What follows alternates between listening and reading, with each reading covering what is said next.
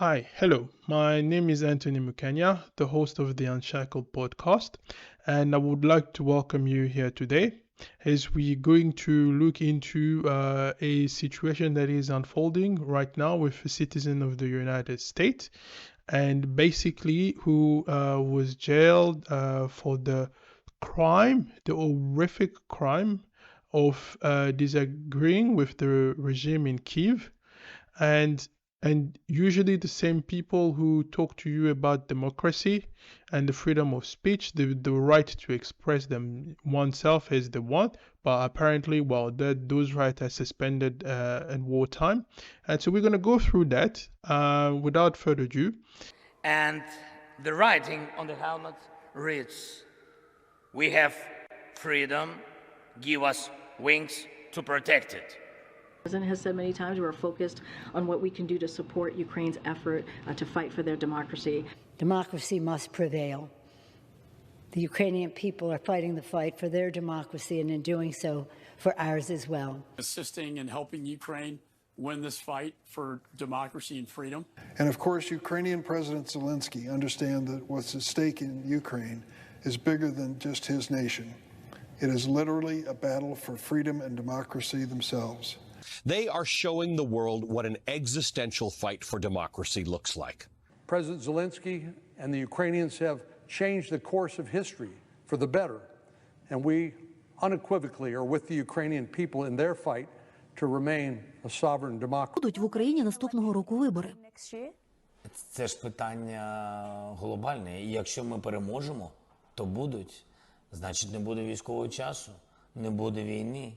А вибори повинні проходити у мирний час, коли немає війни, згідно законодавства. So, yes, there we go. So you heard it for yourself, guys. And that, I for one, find that very disgusting, that really a person that we know, and we're going to go through that, but a person that we know jails his political opponent, suspend the constitution and prevent people from practicing their faith, or because he thinks that they belong to the Russian Orthodox church, and in his mind he thinks that those people can be used by Russia. He has also stripped his own citizens because, once again, the people in Donbass were Russians, okay, Russian speaking, but they're also Ukrainians, maybe Russian speaking, but they're Ukrainian citizen. And ordered ones, it just says that these people cannot use their language in their own in the region where they live, right? So as I've stated to you before, I happen to have lived in South Africa, a country with 11 official languages, and in each of the provinces or in each of the region, if you go there, people in an official capacity in a building for administrative purpose, there is English and there is Afrikaans, for example, that is also recognized. The news is written or sometimes spoken in the local language of a specific area. So in my mind, there is no reason why if someone who happens to be to speak Russian but who is a Ukrainian national, okay, so see his own language being stripped from government buildings, so he cannot conduct official administrative business in their own language. And my problem again is for people who are saying basically that it's somehow the values that the West support. I don't think that imprisoning dissenters or preventing people from expressing themselves in their own language is a good thing. But maybe I'm wrong, and if so, they need to let us know.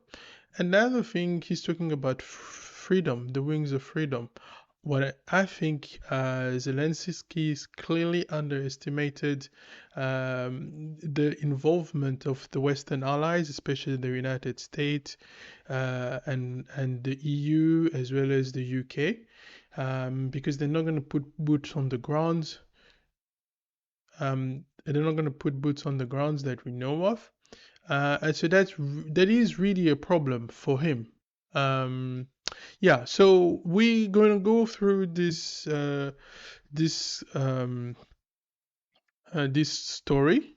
I'm going to set it up for you, and you will see what I mean. And I believe this is truly disgusting and insane that somehow during wartime, the freedom, our God-given freedom of speech, freedom of thought, basically, all of that are in jeopardy because of what people perceive to be propaganda.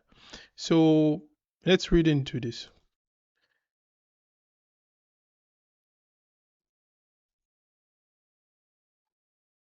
So, Ukraine Security Services has arrested Gonzalo Lira, a dual citizen of the United States and Chile who has been living in Kharkiv on charges of producing pro-Russian propaganda. Okay, so you might be asking yourself, what the heck is Russian propaganda? Let's carry on. Lira, a prolific and controversial online personality, is accused of creating and disseminating material that justify Putin's armed aggression against Ukraine, and is facing the possibility of being in prison for 5 to 8 years. Okay? Now, think about that once again. His crime is not that he has killed someone. His crime is not even that he sold Ukraine's state secret or war plans or whatever. His crime is that he dared to disagree with the narrative, frankly, that you find everywhere in the mainstream media in America, in the UK, or even in Europe. And this is the person that the media want you to believe wholeheartedly needs to be protected. And again, I ask the question of values. When we hear and people talk about values, what are those values? You see, I come from a country where people were in prison for what they think or what they've said. It has happened. People have been killed for that reason. That's why when I see people who call themselves, who at least want to clothe themselves with all sense of righteousness and yet condone this behavior, I don't understand what's the purpose. Okay? So let's keep reading. So Lira, a former online dating coach, was arrested on May the 1st at his residence in Kharkiv, according to two sources familiar with the investigation.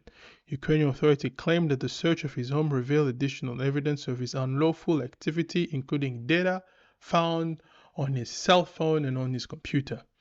The SBU announced on Friday that an unnamed foreign blogger had been arrested in Kharkiv, and the Kharkiv prosecutor office posted a blurred video of Lira on its YouTube channel. Okay, so here is the video. Vladimir Putin, he is, for all intents and purposes, what you would call an ethnic nationalist, but he's not an imperialist, the Kiev regime. I'm telling you right now. These people are neo-fascist, neo-Nazis. The West is the one puppeteering Zelensky, right? The Kiev regime also constantly shelling the regions of the Donbass. 16,000 people died after 2015 up until the start of this conflict. 1,000 children or 800 children were killed. I don't know for you, but really, I don't see what the problem is here. I believe that he is expressing the views that a lot of people, even in Ukraine, have. And let's not forget, this war is, in fact, right. It's much bigger. The Ukrainians are just puppets. The Ukrainians are at the orders of the people who give them the weapons so that the war can keep going. You have to remember again that I believe it was last year when they started to meet and talk, and there were peace talk with Turkey. Those were nuked because Boris Johnson went there in Kyiv and said, no, you cannot negotiate. So if the goal is humanitarian, if we are saying really that we care about the people who are dying in Ukraine, then can someone tell me, explain to me, why is it that this war, there's no negotiated settlement? The Russians are not going to get everything that they want. The Ukrainians are not going to get everything that they want. The Europeans, who basically we are told apparently that they, because of being in NATO, they want to be able to, they want security guarantees for against, for example, Russia.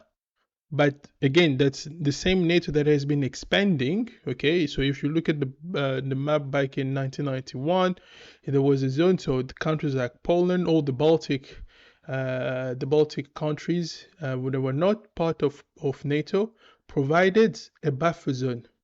Now that's gone. Finland has also joined, but that is a little bit difficult because of the geographical position of Finland. But the point still remains, right? NATO has been expanding. Who on earth thinks that that was a good idea? In fact, I'm not the only one who thinks that that was not a good idea. There's a professor of the University of Chicago who also discussed that, and he has two, and I think I'll put the link to this in the description, who does talk about that and say that for 25 years, even in Europe, even in America, people have been warning of this war, of the disaster that this war would be, and yet nobody paid attention to that. And that is the problem that I have. The other problem is what I consider to be the hypocrisy. So again, I just wanted to show you a conversation that John Kerry, the former Secretary of State under Barack Obama, who was here in France, and he was asked basically the question of if indeed Russia is to be condemned for its aggression, because it is an aggression, but why is it that the United States was not condemned also for its invasion of Afghanistan and Iraq? Vous, les Américains, vous avez commis le crime d'agression en Irak. Et ces pays du Sud disent, mais est-ce qu'il faut juger George Bush? Pourquoi un George Bush n'est pas jugé de la même façon? Vous y seriez favorable? Non. Pourquoi? Because there's never even been parce que a direct process or il n'y a pas eu d'accusation à l'encontre du président Bush. Alors s'il y avait eu des abus de pouvoir, oui. Moi, j'étais contre. J'ai fait la guerre du Vietnam, il y avait des abus, j'en ai parlé, et à la fin de la guerre, il y a eu... Est-ce que ça n'était pas un crime d'agression d'entrer en Irak sur la base d'un mensonge? Non. Well, you didn't know it was a lie. On ne savait pas que c'était un mensonge à l'époque. Tout ce qui a été produit à l'époque, on ne savait pas que c'était mensonger. Alors non, là encore, là vraiment... Mais lui mentait. Écoutez, je ne vais pas ouvrir le dossier de la guerre en Irak. On a passé beaucoup de temps là-dessus. Moi, à l'époque, j'étais contre la guerre en Irak. C'était une erreur. Mais les pouvoirs ont été donnés au président de faire cette guerre. C'était basé sur un mensonge. On a su que c'était un mensonge. On a fait ce qu'il fallait. Je comprends ça, mais vous comprenez que pour les pays du Sud, bien sûr, ça, la justice, l'égalité, les principes, c'est leur impression, est à double standard, et ça pèse aujourd'hui, y compris dans le débat sur le climat. Non, l'administration Biden, très clairement, et très ouvertement, et du côté de la justice environnementale. What we're saying is that double standard applies if we're saying that Russia was wrong, and in fact it is wrong. But then, on the other hand, the United States went into so many countries and destroyed and have done so many, just Libya, in my own lifetime, Libya, Afghanistan, Iraq, where they've lied, Vietnam. So many of you may not know it, but the war in Vietnam, the attack on those two warships was fake. And then how many people have died during those conflicts? So if this is the case, right? So why am I supposed to trust you now? That's the question that I ask. Why are we supposed to trust them now, their so-called good intention? Because we've seen in the past, in Iran, they've caused coup and put a dictator in power. Chile, Honduras, the DRC went from everywhere. So why should we trust you now? Because you also have your own propaganda. They could also end that, but they're not interested in peace talk. And this is the problem that we have. And I think I will do a special episode once when I will discuss the impact of the war, especially for the continent of Africa, as it relates to food supply, also just the price of material, precious metal, and the rest. So that I will talk about that in the coming days. But let me know what you think of my take on this situation. I think it's appalling, the behavior of those many countries. And for me, I don't understand why. Why is it that we got to this point? For me, it makes no sense. And I wish people could do and be better. But unfortunately they're not. So let me know in the comment section, and like and subscribe to my channel, and that will encourage me to bring you more relevant discussion in the future. So thank you very much.